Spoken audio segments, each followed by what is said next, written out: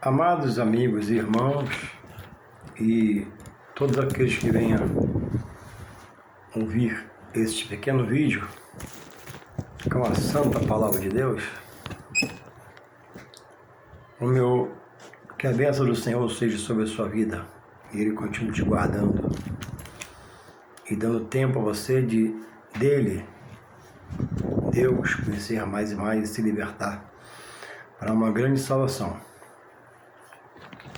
Aqui estamos mais uma vez tirando um momento para meditar na palavra de Deus, porque o que dá base à vida de um cristão, de um seguidor de Jesus, de Cristo, é a palavra. Jesus já veio, peregrinou, já pregou, já salvou, já libertou e ascendeu aos seus céus. E lá herdou todo o poder do Pai, que está à sua direita. E de lá tudo vê, tudo contempla, e Ele visita os sentimentos e os pensamentos. Assim estamos fazendo, pensando, trabalhando, se ofertando, se dando para fazer. E o que não pode faltar é, para esse seguidor de Jesus, que é o cristão, é uma base, um fundamento na palavra, porque a palavra é que traz, ao ser lida, ao ser examinada, o ensinamento de Deus pelo seu Espírito Santo. Ensinamento que promove a libertação do homem estar no seu eu, no seu ego, na sua vontade, na sua visão, fazendo o seu querer, fazendo como quer. Porque agora em Deus, o próprio Jesus fala: quem não perder a sua vida por amor de mim, não é digno de mim. Mas diz que quem resolver, ao aceitar Jesus, deixar de dominar pelo seu Espírito Santo, dirigir os seus passos, ele vai achar uma nova vida, que só Deus tem para aquele que obedecer, aceitando Jesus como seu único, vou repetir, único e suficiente Salvador. Se você diz amar Jesus, quando você ama, o seu coração está cheio de amor, jorra amor, transborda amor por aquele que você ama.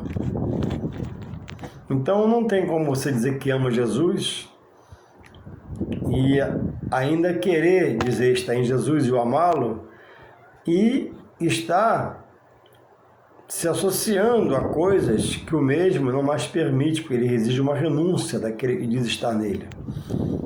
Ele agora quer ser dominado porque ele é dominador. Ele agora quer conduzir porque ele é o condutor toda a sua vida. Então não há como eu dizer estar em Jesus e amá-lo e estar preso a outros amores de quando na vida pregressa. Dessa forma não flui a nova criatura em Jesus para andar em novidade de vida, segundo a palavra que essa pessoa vai ser revelada agora. Porque ele vai parar, ser instruído, vai ser discipulado por alguém que já conhece um pouco a palavra e vai orientá-lo. A ignorância acerca das coisas amarra a vida, não deixa desenvolver, não deixa haver crescimento, sustenta o homem na ignorância, mantém o homem na ignorância e ele é enganado, ele é ludibriado, porque ele não conhece acerca do assunto, de alguns assuntos, ou porque rejeita. E muitos têm estado em erro, andando errado, cometendo o erro, porque não para botar a palavra na mão e examinar a palavra. Existem pessoas que param para estudar e Deus revela a ele pela sua expressão da palavra, direção. Existem pessoas que ouvem falar de situações, de assuntos, de coisas, de casos,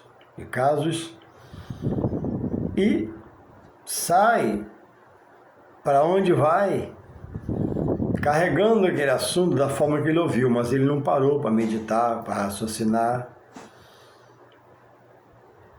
E muita gente tem ouvido heresia. O que é heresia? É vontade humana sobre a santa palavra de Deus. A palavra dirige o homem não dirige a palavra. A palavra é santa, o homem está sujeito mesmo em Deus a estar em pecado, andar pecando, ser um pecador. Então a palavra é coluna e esteio da verdade de Deus, revelada ao homem, que faz ele mudar seu caráter, seu jeito de fazer as coisas, seu jeito de pensar sobre as coisas, seu jeito, de fazer sobre as coisas, porque Deus quer trazer agora uma nova vida, Deus quer agora escrever uma nova história naquele que se achega a Ele, com o coração aberto, diz amá-lo e fique só doando o seu amor agora a Ele. Eu te amo pela morte de cruz, eu te amo pelo sofrimento, eu te amo pelo sangue derramado, eu te amo pela salvação, pela chamada salvação, eu te amo pela a libertação que tem me dado, porque nós somos feitos para a glória dele, nós somos a menina dos olhos de Deus. Todo o universo é importante e belo que ele criou, mas a raça humana, a criatura humana, o homem é a menina dos olhos de Deus. Nós somos racionais e temos perdição e salvação. As coisas não estão nesse patamar. Louvado seja Deus. Então a ignorância, ela inibe o crescimento. A ignorância, ela tolhe o homem, de ter um aprendizado. Ainda mais quando onde ele congrega não há o real ensino. E o ensino que há é sobre visão humana. Então, há um texto aqui, 2 Coríntios, capítulo 8, que diz, a coleta, o tema do capítulo 8 da minha Bíblia é assim, a coleta para os cristãos pobres da Judéia. E diz aqui, 8:1, também, irmãos, apóstolo Paulo, escrevendo aos Coríntios, fazemos conhecer a graça de Deus dada às igrejas da Macedônia, como em muita prova de tribulação houve abundância no seu gozo, e como a sua profunda pobreza superabundou em riqueza da sua generosidade. Então, Paulo começa a narrar situações acerca de um corpo, abençoar outro corpo, a igreja abençoar outra igreja. E ele diz no versículo 2, como em muita prova de tribulação houve abundância no seu gozo. Quer dizer, em meio a tribulações, o servo de Deus não pode se inibir a abençoar. Com o pouco que ele tem, a dividir, dar uma porcentagem, entrar na causa revelada a ele. E com sua profunda pobreza, perambulou em riquezas da sua generosidade. Quer dizer, em extrema pobreza, a igreja da Macedônia fez, pela sua fé, muita generosidade. E eu queria voltar agora para o 9, que diz assim,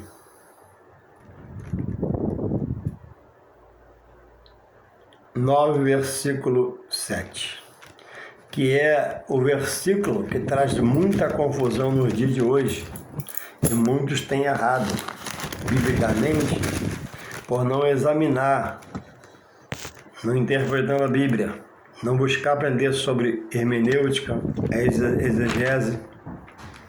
A hermenêutica é a ciência, de interpretar um capítulo, texto. A exegese é o conhecimento sobre o versículo, seus contextos, que o dão veracidade. E no 9:15, Paulo diz assim, acerca do assunto. Cada um contribua segundo propôs no seu coração, mas não com tristeza ou por necessidade, porque Deus ama o que dá com alegria. Então, os irmãos, na época de Paulo da Judéia, passaram uma grande diversidade. E Paulo comunicou com algumas igrejas e mandou alguns obreiros a esses buscar os recursos e pediu que eles cumprissem a palavra, que fossem misericordiosos, generosos, e citou alguns casos de alguém que tinha tão pouco, mas daquele pouco ele dividiu. Daquele pouco ele se fez rico pela fé em Deus e colaborou. E em determinado momento ele diz o que eu vou repetir nesta hora: cada um contribua segundo propôs no seu coração, não com tristeza ou por necessidade, porque Deus ama o que dá com alegria. Então, quando você entende o que é dar uma oferta para o necessitado, dar uma oferta à prova de Deus, quando você entende, você está com alegria, com prazer. Quando você entende do pouco que você tem, você entende, não, eu vou entrar nessa causa e dou a sua porção. E foi recolhido muitas coisas, e dinheiro também, para os cristãos da Judéia. Mas essa doação é uma oferta chamada de voluntária. Tanto é que ele diz, cada um contribua segundo o que propõe no seu coração. E muitos irmãos, dos que criam no dízimo,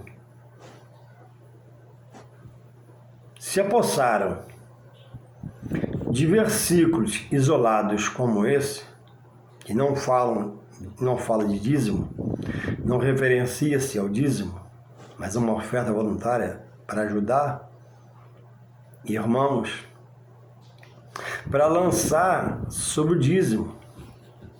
Irmãos, a obra de Deus, ela não é do pastor. O pastor foi eleito por Deus para dirigi-la. A obra de Deus não é dona dela o corpo de membros da igreja para se ajuntar deliberadamente ou no consentimento mútuo de pensamentos para mudar a situação. Se eu creio no dízimo, eu sei o que é dízimo. É 10% do meu salário. Então, oferta voluntária é uma coisa, eu abençoar alguém, comprar um gás, comprar um arroz, me doar. Dízimo é uma ordenança. Lá não diz que é 1%, 3,5%, 4%, não, é 10%. 90% do meu salário é dessa porção que Deus me abençoa. 10% eu devolvo. Aí, devolve aonde? Na casa do tesouro. Mas a casa do tesouro era em Jerusalém. Hoje não tem casa de tesouro. Não sejamos ignorantes, irmãos. A secretaria da igreja, onde tem grande porte, tem um cofre, até um tesoureiro, até um corpo de obreiros que zela pelo financeiro da igreja. Ali é a casa do tesouro, hoje na graça, com uma interpretação simples.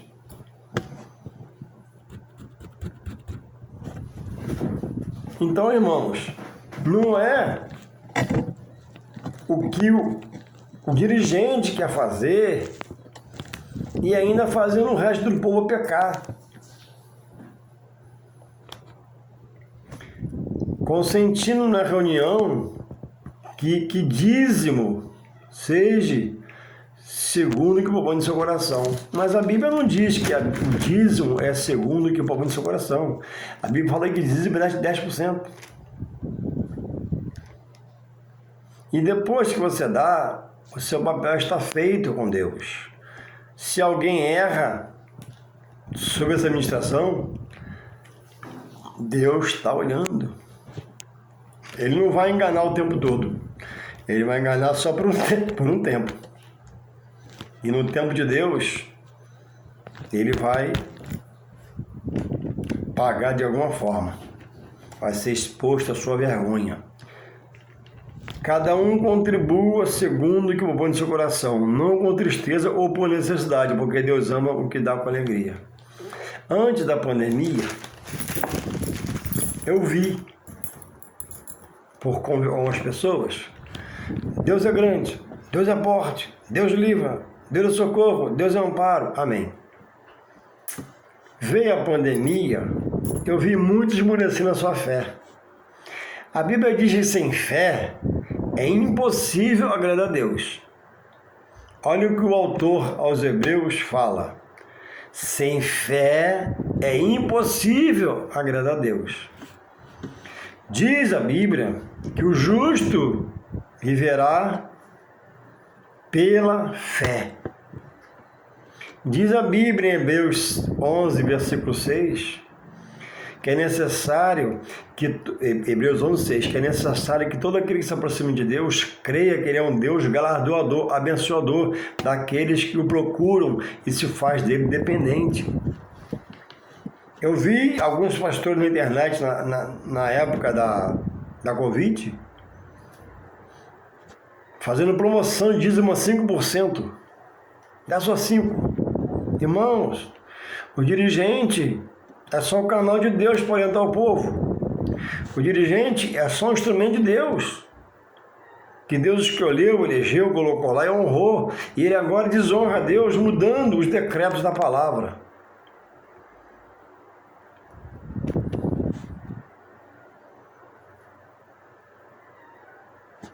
Ou vi um caso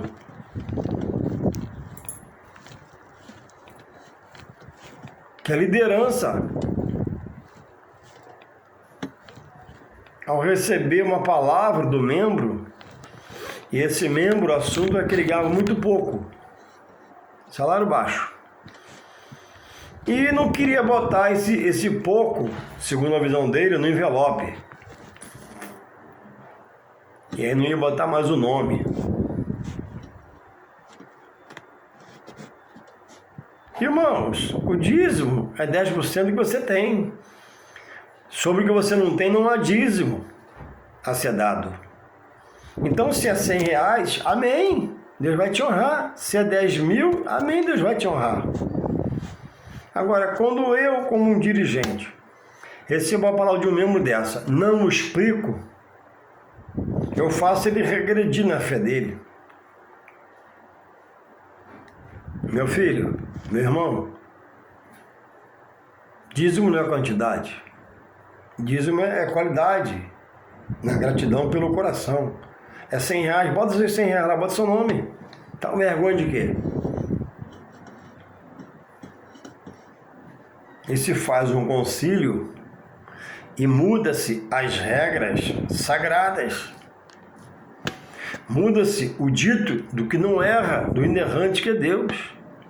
Muda a fala daquele que é imutável e infalível, que é Deus, nosso Deus. E aí veio a pandemia, todo mundo desabrochou da fé e começou as apelações espirituais. E não achando resistência com uma palavra do líder, com uma palavra de sabedoria dada pelo Espírito Santo, por não conhecer, acata-se ou acatou-se em muitos lugares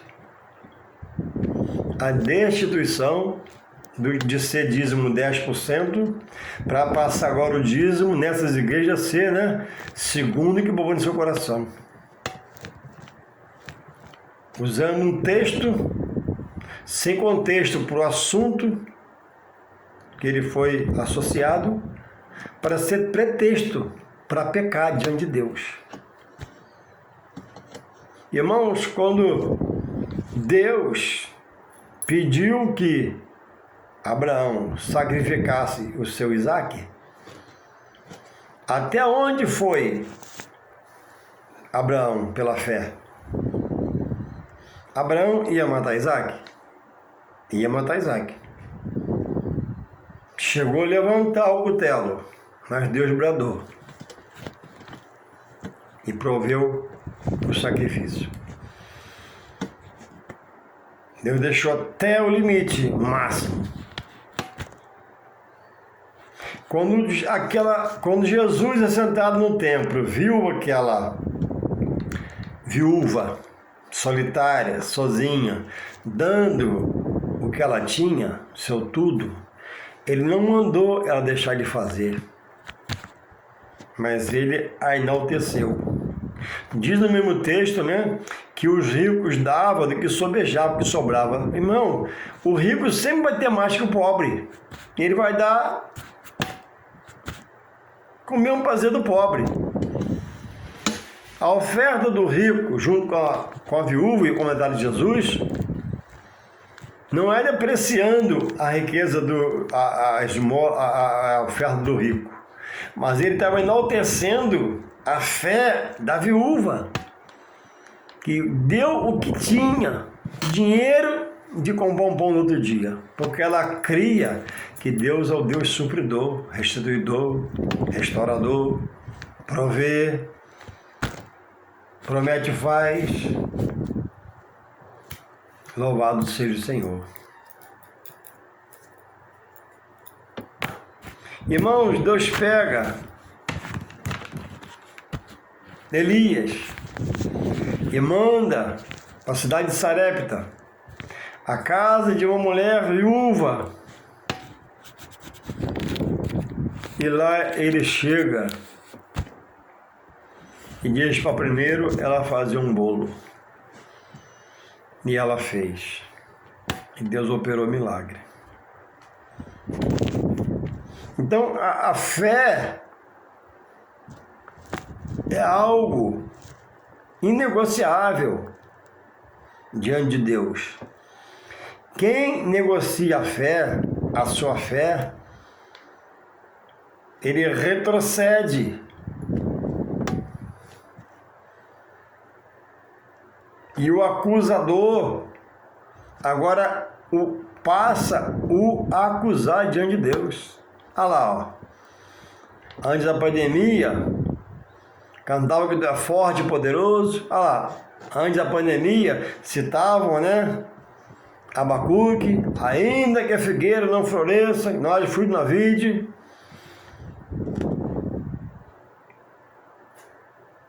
A pandemia veio lá, os teus servos, porque ele é acusador. Olha lá, a igreja reunindo para tratar de um assunto que tu determina que é 10%, olha lá, agora estão trocando por um texto que fala de voluntariado, voluntarismo, oferta alçada. Ele é acusador.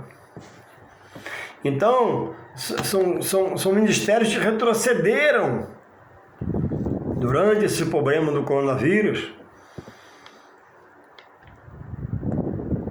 E alguém pode estar pensando, mas negociou-se, irmão Juarez. Irmão Juarez, foi conversado. Mas a Bíblia diz o quê? Sim, sim, não, não. O que a Bíblia diz em Apocalipse 22, 18 e 19? O que acrescentar alguma coisa aos textos bíblicos, na sua visão humana, sofrerás praga desse livro. O que tirar, será tirado da sua parte da árvore da vida, que é a salvação. Então, a palavra, ela não é com textos momentâneos, para o dia, para o inverno, para o verão. Ela é a única para toda uma vida em Deus, para nós exercermos a fé. Que valia ter a minha fé? De na adversidade não mais dizimar. Tá tudo bem, recebo minhas fés, meu 13º, dizimo, aí deu um problema, eu paro. Que qualidade tem a minha fé? Como Deus vê um servo que diz que o ama, O amor, tudo sofre, tudo crê, tudo suporta. Então, soframos pelo Evangelho, dizimando, mesmo na crise. Ficou difícil sim, mas é pela fé que você vai reagir diante de Deus, dizendo: Senhor, não vou ceder. Não sai do patamar que a tua palavra me mostrou e me estabeleceu e eu tenho feito até hoje. Eu vou, Senhor, sacrificar minha dispensa, eu vou fazer o teu querer. E a tua palavra há de se cumprir, me suprindo, Pai.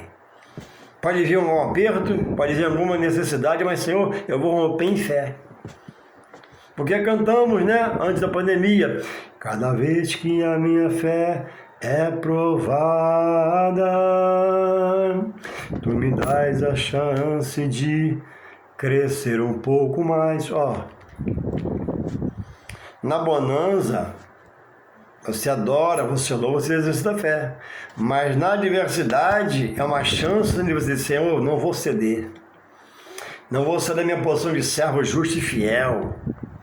Não vou sair da minha posição, Pai, de olhar para trás, olhar para frente, para Jesus, autor da minha fé. Eu vou dizimar, eu vou ofertar, eu vou me entregar.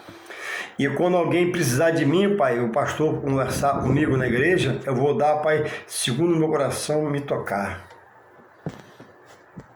Essa é a fé que agrada a Deus.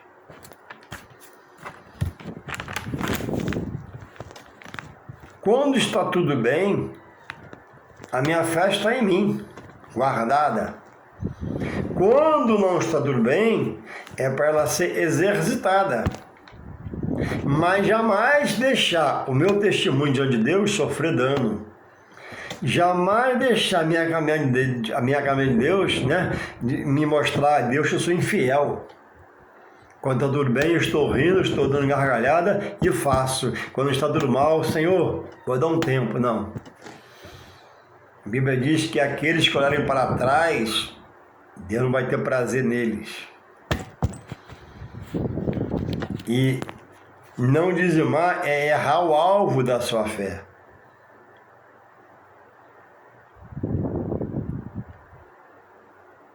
Todo mundo sofreu alguma queda nos seus proventos, uns mais, outros menos. Mas cadê o exercício da fé? Cadê o seu tempo de escola dominical que você estudou? Cadê os estudos bíblicos que você ouviu? Cadê os textos que você conhece?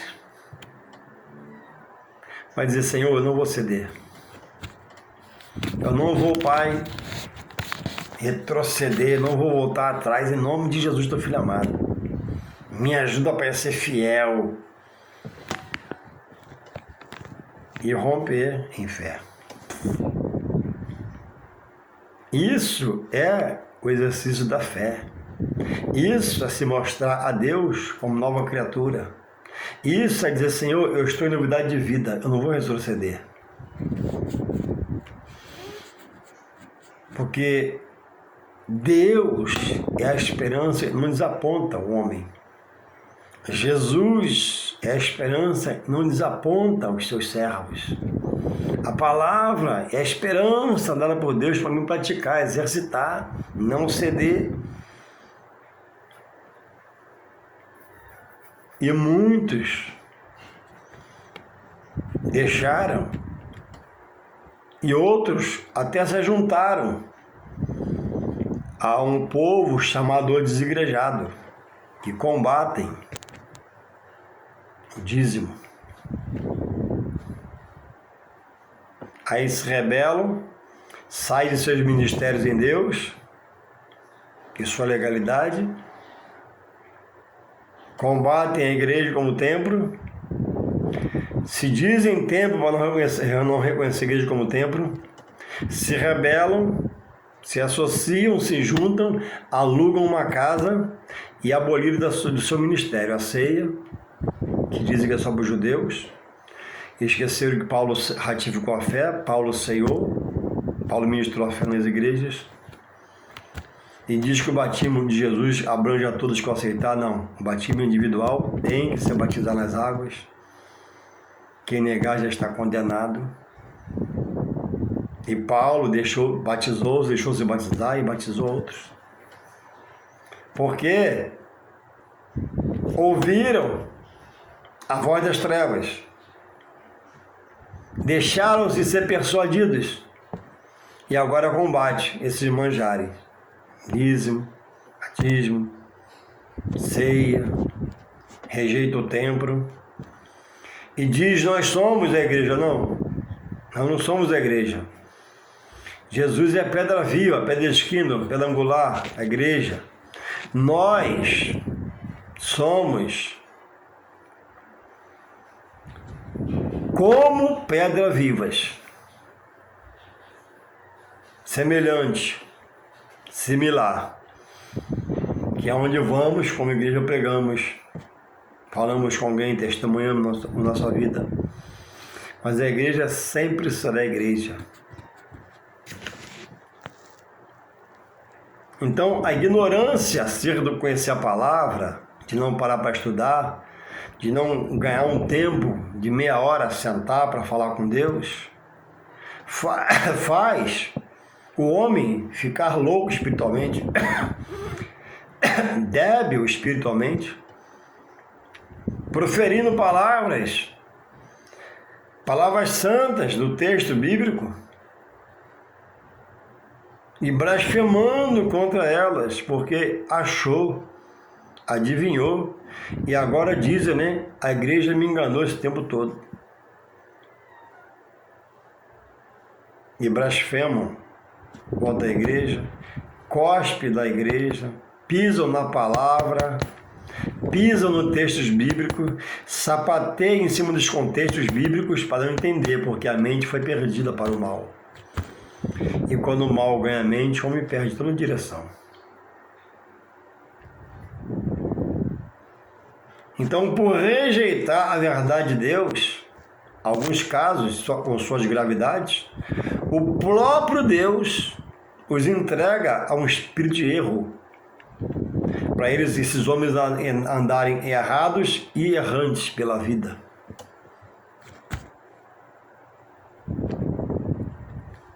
Rejeitam, o próprio Deus permite.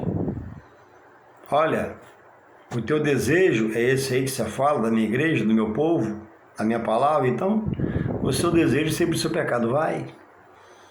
Continua falando, continua pecando, continua errando, continua contestando.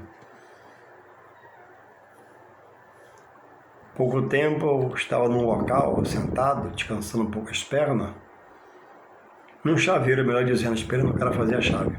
Aí chegou um amigo de longa data, já congregou comigo. E aí, tudo bem, tudo bem? Quanto tempo? Tá congregando aonde? Eu fui enganado. Não sou mais enganado, não fui liberto. E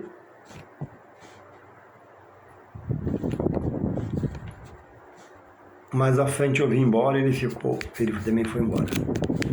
Há poucos dias eu passei numa padaria e fui comprar um pão. E ao lado tinha um bar. E lá estava ele, meio largadão, deu para sentir. E quando eu saí com os pães, passei em frente à porta do bar, tá ele jogando uma sinuca. Está entendendo o que eu quero falar com você, o Espírito Deus quer falar com você nessa tarde, nessa noite, nesse dia, nessa hora que você escuta esse louvor, essa mensagem? A igreja me enganou, o pastor me enganou. Irmãos, todo bom pastor, ele tem um chamado para aquele ofício. Jesus falou que uma das formas de observar, né, é o fruto que ele dá. Qual o fruto que ele dá? Observa, é Bíblia você observar. Mas tem aquele que se chama a si mesmo e se faz pastor, diferenciado. O fruto dele é diferente. Então não deixe nenhum pecado de um homem que tem o nome de pastor, que nunca foi pastor, afastar você da verdade, que a palavra é verdade. Tenho repetido por seu alento, São João 5,39, Jesus diz: examinai as Escrituras, Examina a palavra, porque julgais nela até a vida eterna, e ela testifica de mim. Então o próprio Jesus garante a palavra dele, e ele morreu na cruz por nossos pecados. E agora muitos se voltaram para trás, estão na condição de rebeldes, foram enganados por uma voz que não era do Espírito Santo, e estão num bar bebendo, em algum lugar cheirando, na jogatina, na mesa de sinuca, porque não teve um coração grato para deixar a palavra entrar, a palavra fazer morada, a palavra limpar, a palavra purificar, a palavra restaurar, a palavra restituir. E eu lembrei daquele jovem jogando sinuca, eu fui caminhando e lembrando, né? Rejeitou a palavra. A palavra não achou guarita no coração. Pisam nos homens de Deus, pisam nos templos, pisa nos trabalhos de Deus estabelecidos pela sua palavra e viraram novamente pessoas presas da mão do mal, amarradas pela mão do mal, acorrentadas pelo mal, indo de mal a pior. Então, você que está firmado no conhecimento humano, sai dele, meu querido. Senta para ler a Bíblia, pede sabedoria a Deus. Tem muita dificuldade de fazer sozinho, chama um amigo seu para estudar com você, estuda um pouco a palavra. A palavra de Deus, ela é inegociável. Deus não negocia a palavra. Ela é viva e eficaz. Ela, quando é lançada, diz a Bíblia, ela não volta vazia. Antes ela faz o que apraz, desperta o homem, acorda o homem, liberta o homem, salva o homem, profetiza sobre o homem. E se esse a rejeitar, certamente a condenação virá. Então você que mete o pau no templo, mete o pau nos pastores chamados por Deus, sérios, você que mete o pau na oferta, no dízimo. Tem um aqui vizinho meu. Comecei a conversar um pouco com ele. E você é diferente, hein? Estou só olhando o pé dele. Olha, deixa eu te falar uma coisa sobre esse agora, essa segunda pessoa. Imagina o cachaceiro do bairro. Aquele cara que se urina, que você encontra na calçada, sabe que ele é trabalhador, que ele é uma pessoa direita, mas está na mão do diabo. Imagina você saindo, ele vindo cambaleando pela rua, tem que levar em casa. É esse cara. Biriteiro carimbado mesmo, mas gente boa, trabalhador. E está associado aos desigrejados, combatendo a ceia, e eu o expliquei, ele entendeu. Combatendo o batismo, eu o expliquei, ele entendeu. Combatendo os manjares deixados por Deus, e no final ele falou assim, você é diferente, hein? Falei, você é diferente, você está no caminho de morte, hein?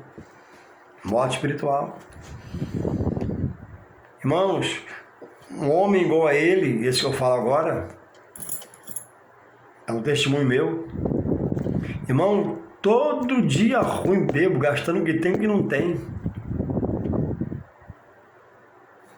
Outros, 2 amantes, 3 mulheres se matando para sustentar esse fardo.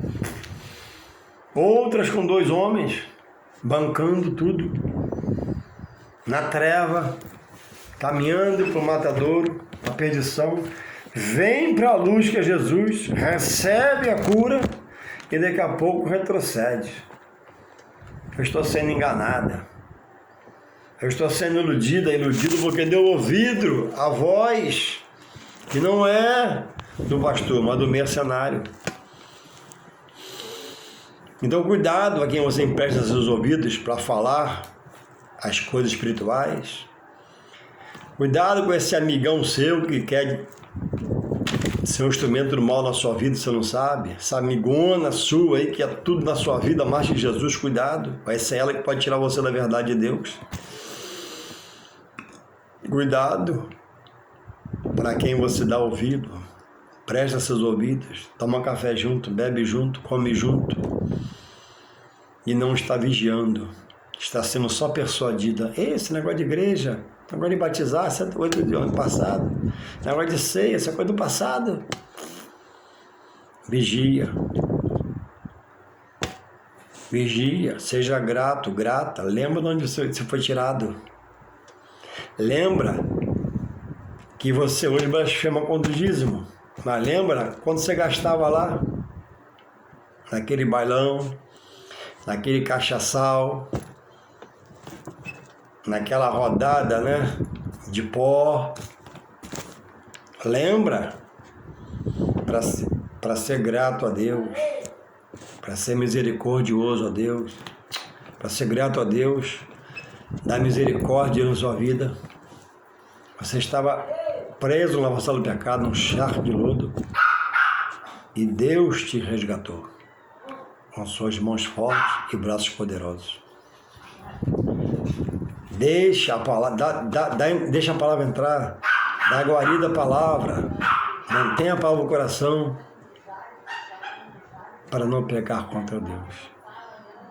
Que Deus possa te renovar. Se você quiser uma ajuda, não conhecer a palavra, eu conheço um pouquinho, eu posso te ajudar. É só passar um zap para mim. Que Deus continue te guardando, protegendo, e que você alcance a salvação, e que você volte ao primeiro amor e se reconcilie com Deus e com a sua palavra, e não seja um negociador da palavra. E ninguém pode negociar a palavra, é inegociável. Amém.